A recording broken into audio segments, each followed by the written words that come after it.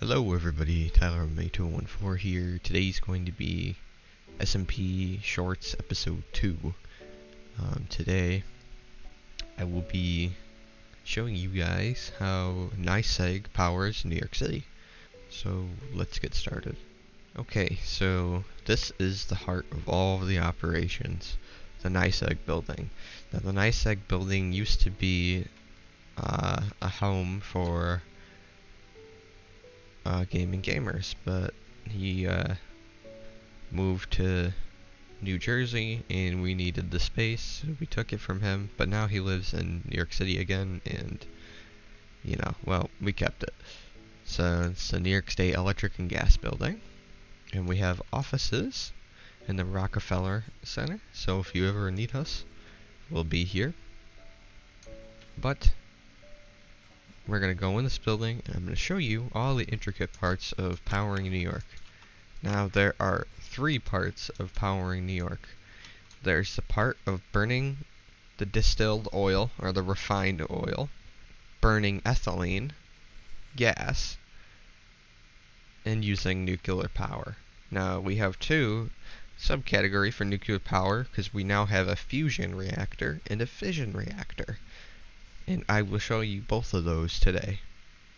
So the first part of this is the ethylene, burning ethylene, the first power plant of New York. Now before, we used to use these crushers to use biogenerators, and we'd burn biofuel straight from the biofuel. We didn't have any extra processes to turn it into a more better fuel and more efficient fuel. So we just burned the biofuel that you see going through these logistical pipes. Now that didn't end up working out very well in the long run, and we needed to upgrade our systems to something more efficient. So in turn, we created the biofuel to ethylene gas plant over here, and the ethylene gas gets burned for energy. Now this is a big system, the biofuel, because we use plants and crops to turn into biofuel. So I will show you my designs. So basically, these pipes all go to crushers, and they all go to chests as buffers to go to a bigger chest, and then that chest goes to the plant next door. Now these tubes, these logistical pipes, they go in and feed these crushers, all go to this chest right here, which is empty, but usually it would be full of melons, because as I will show you on the second floor, there is a 2-story melon farm that is constantly producing melons and shooting them down to be crushed into energy. There are many more of these in the city, because as you can see, there is a pipe that goes down. There's a logistical pipe that goes down into the sewer systems. Now I will be showing you around the entire sewers today. So for those who've never seen what the inside of the sewers looked like and always wanted to go in there, they're not very special, and you'll get to know what's in them now. So here we go. I will go down into the sewer and show you where this pipe goes. Now this pipe goes this direction, because it's connecting up with a couple other. So this goes into this building, which is where the fusion power plant is located now. So that's where this pipe goes. Let's head over here. So here is where that pipe came up. Now we farm nether wart here, and the nether wart here gets sucked up and crushed. And there's a neighboring building. Let me show you now.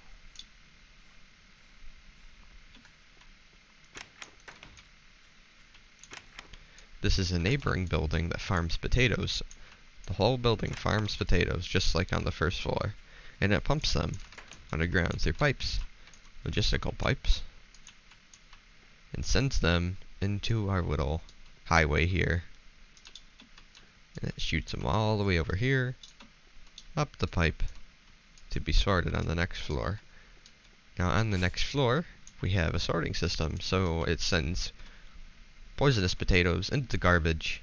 It cooks the potatoes, and it sends another wort to the crushers, and it sends the cooked potatoes to the crushers, because it's more efficient than using regular potatoes. So that is these. Now this plant also connects to the Bronx. Now the Bronx has its farm of its own because it also farms pink slime. So they needed a breeder over there. In return, I connected their farm, so excess farm goods don't get wasted and they get sent to me through this pipe through here. Now this is the first area of the sewer system. As you can see, the gas pipes going through here, and I will show you where those go in time. But this pipe, you follow all the way down, and it goes all the way to the Bronx, to the Mines On building, the first Mines On building. The Mines On building ended up getting replaced with the Mines On headquarters in Manhattan, in Times Square. So that was a little fun fact.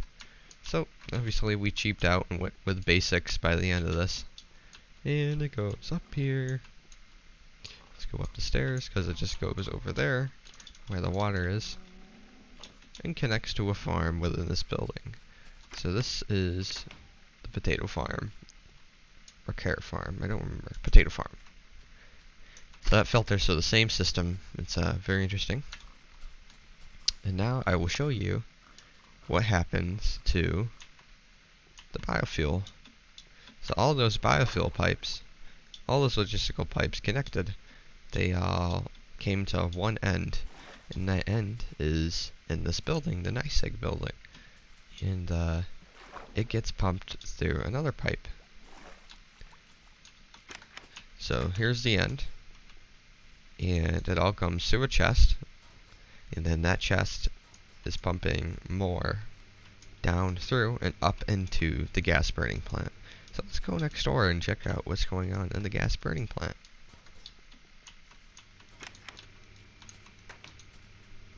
So here's the gas burning plant. This was an apartment building until it got turned into a gas burning plant. So in here, it burns all the gases. I made sure I kept all the places that burn gas, and I labeled everything. So the pipes come up to the third floor of the building, and they get sent into these pressurized reaction chambers. And these pressurized reaction chambers use hydrogen from this electrolytic separator.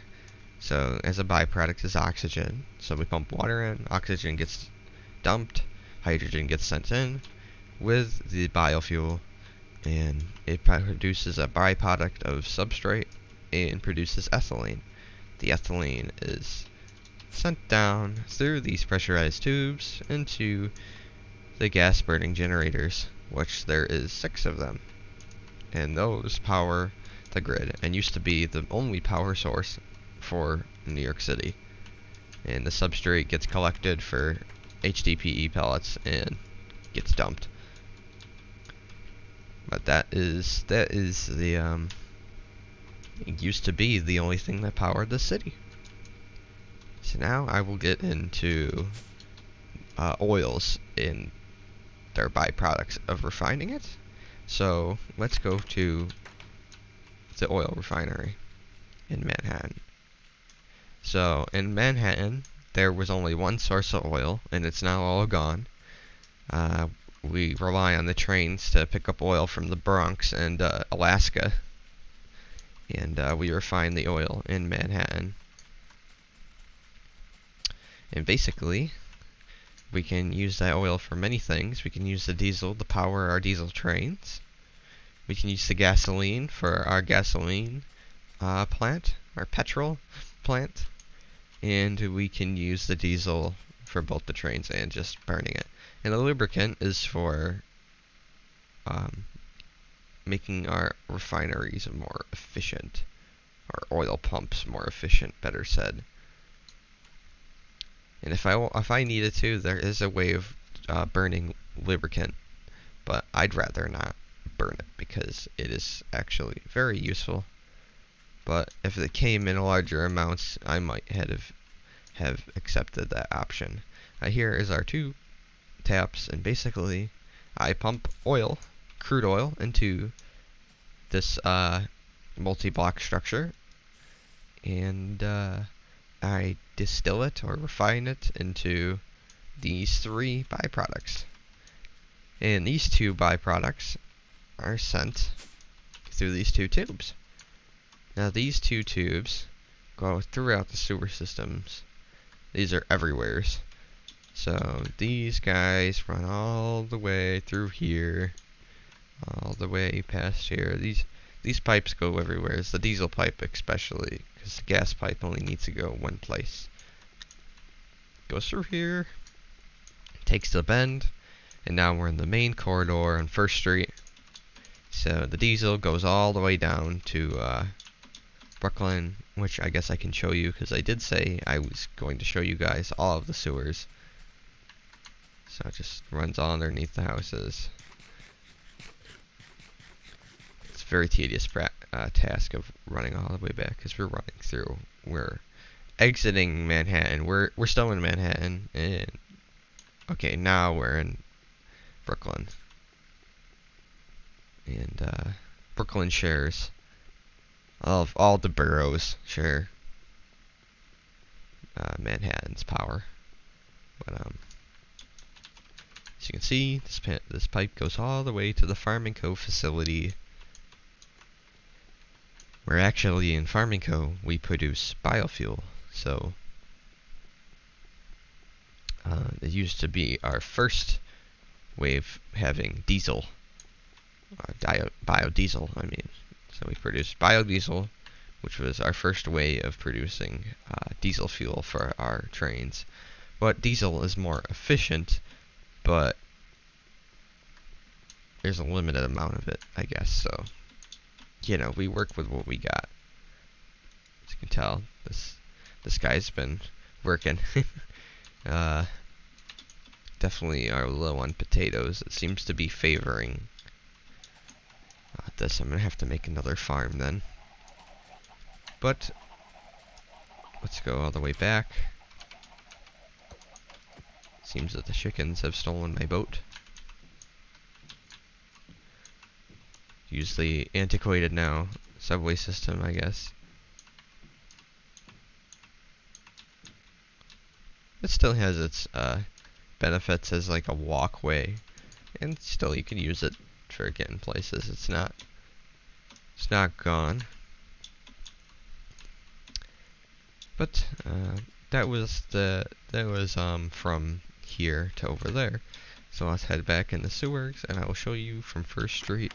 I already showed you guys the sewers that go to Bronx, but we'll take the bend again. And we'll take a left turn this time and not go that way. So, here we go. Go down 1st Street. And go up and down, weave around stuff. And here's another bend, and let's go back towards the gas burning plant. Here we are. So both pipes from the oil refinery are pumped into the gas burning plant and up.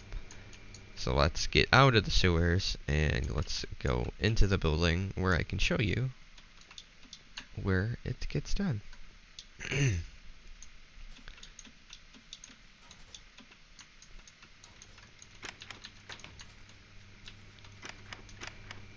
Okay, so here we are. So the gas gets pumped into here. Now, I wish this worked better.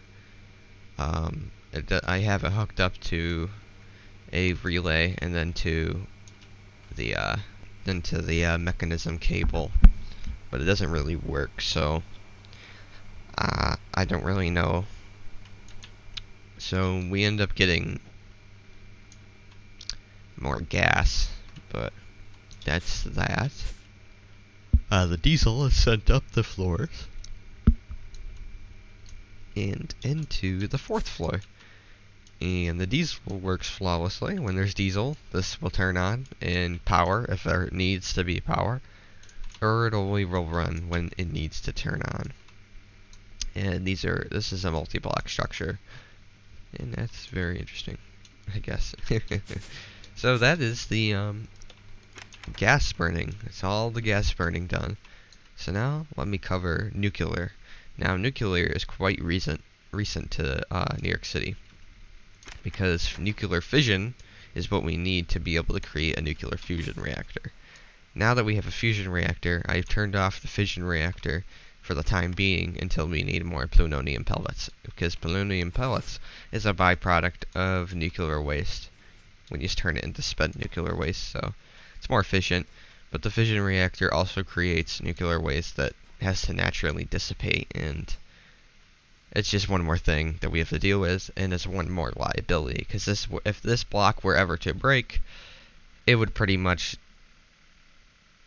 contaminate all of lower Manhattan, and, well, just, you know what, it would contaminate all of Manhattan, parts of Brooklyn, Staten Island, and part of the Bronx. So, it's better for everyone just to not touch it, let it decay, because there really is no need to touch it. It's much safer, much fun for everyone for it to be here. But, it is a benefit because it gives us plutonium pellets, which gives us a lot of things to build with. But here's our induction matrix, which is being powered, and we have a lot of electricity going in at the moment. But, let's get to the fission reactor. So here's the fission reactor. It's the smallest one you can build, but I am running it at the max millibucket burning rate. So it's sodium cooled, so I can turn it on for you. It's actually very loud, so I'm just gonna turn it off. It's very loud. But the nuclear waste gets sent to here, and then sent to get turned into spent nuclear waste into the larger containment area. But here's where the fissile fuel goes up to the isotopic centrifuge on the top floor of the building. And here is the pressurized tube. Here's our sodium tube. So this is probably where the superheated sodium goes to the boiler.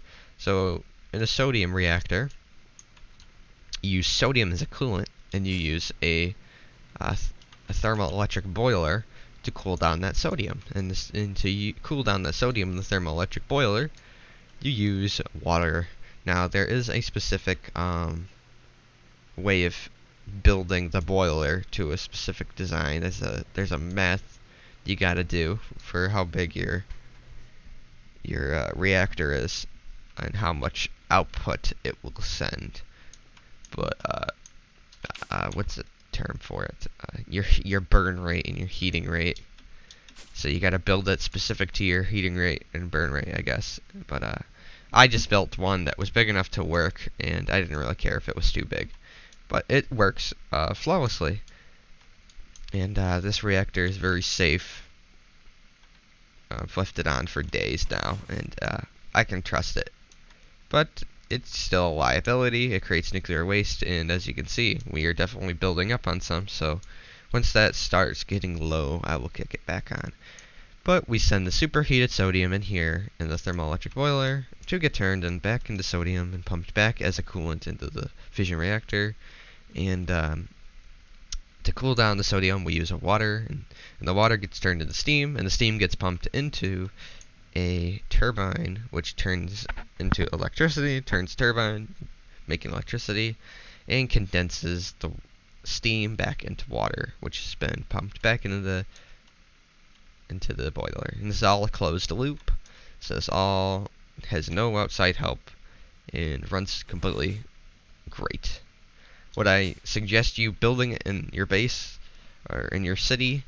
No, I built it in my city because I can trust that I can take care of it. But if you think you can take care of it and you know how to handle the waste properly and not mess up, then go ahead. I guess you can do it. There's nothing stopping me from telling you not to do it, but you can do it. But that is our fission reactor, and we use 2 thermoelectric boilers in this place to create lithium. There's one downstairs that's making lithium, but this one's turning brine, and it's separating brine into sodium and chlorine. and you know, just we're making the rest of it. It's all in the JEI. It's kind of hard to explain because of how intricate this is, but this is all working, and as you can see, we're making more fissile fuel. The ultimate goal is just you want a isotopic centrifuge and uranium hexafluoride. And that gets sent to the fission reactor as fuel. So that's about it for fission.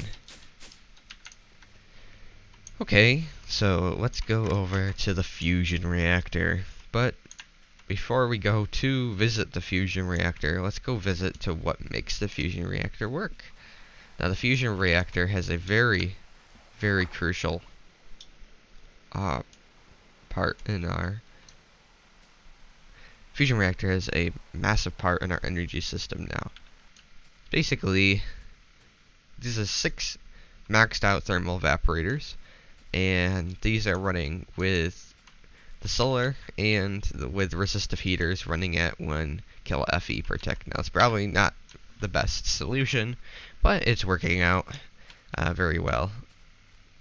And those are creating brine for these to turn into lithium, liquid lithium, and the liquid lithium is turned into lithium gas, which is then used in the solar neutron activator, and that's turning into tritium. And over here, you know, we got a huge maxed out water grid array here, and we got heavy water getting sucked up here to turn into deuterium. I used to think it was dexterium, but it's deuterium. Or deuterium, whatever you want to call it, but it makes a byproduct of oxygen when you separate heavy water. And we combine them here with a chemical infuser to make DT fuel, but that's not what we're using in our fusion reactor. After a little bit of research online, I was told that DT fuel is not as good as using them separately. So, in return, I didn't use them separately. But now I'm going to have to take off my chest plate and put on a jetpack, because this is where there will be huge dips going on. So these pipes are sent through here. These are all ultimate pipes. This is the only part in New York where ultimate pipes are used. So these get sent up here, and they get sent into the building, what I showed you before. So let's go into that building.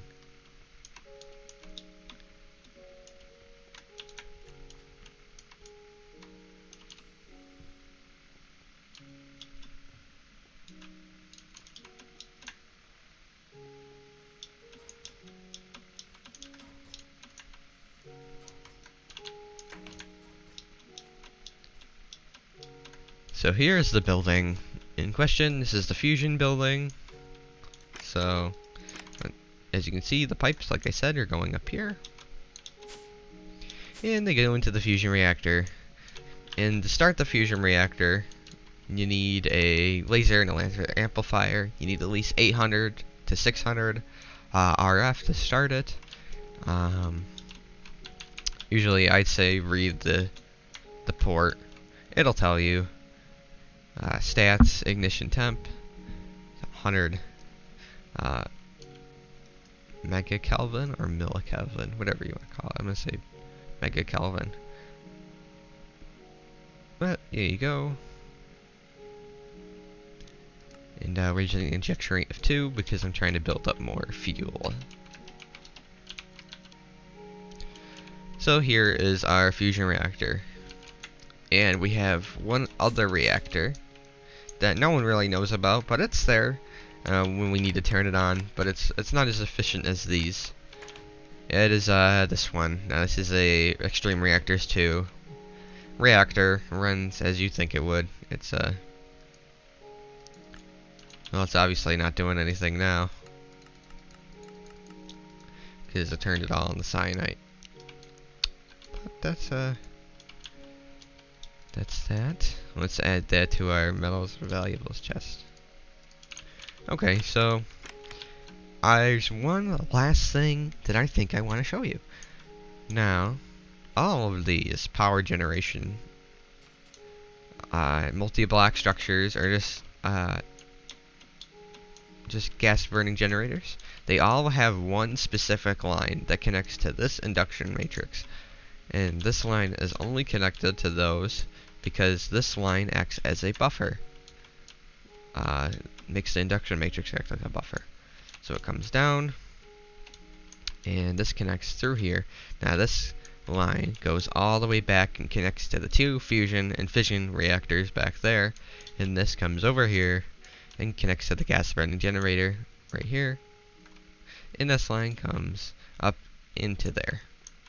And of course the fission reactor is in the same building as the line, so it doesn't really need to try hard to get into the specific port. And there's another cable here. This is the output cable, and this just connects to the rest of New York City. I have solar panels hooked up to it just in case there was a power outage. The solar panels would be powering the city at very low amounts of power, but it would still power the city nonetheless. So I hope you guys enjoyed this shorts video. It's a little long. It could actually count for a full SMP video, but it's actually in editing it'll probably be shrunken down to about 10 minutes. I don't know. I haven't posted a lot. I just don't post a lot. It's just how I am. I wanted to make this video showing you guys just how New York State's power works, how NYSEG works. And the sewers, some people want to know what's in them, and I'd rather them see this video and see what's in them than rather go into them, because there really is nothing for anyone to be down there. All down there is business and problems most of the time because of how disorganized it is. So thank you guys for watching. If you enjoyed seeing parts of New York and how it works, I can show you guys some more of the systems that New York runs on. I thought that was very fun to see, and yeah, I will see you guys next time. Goodbye.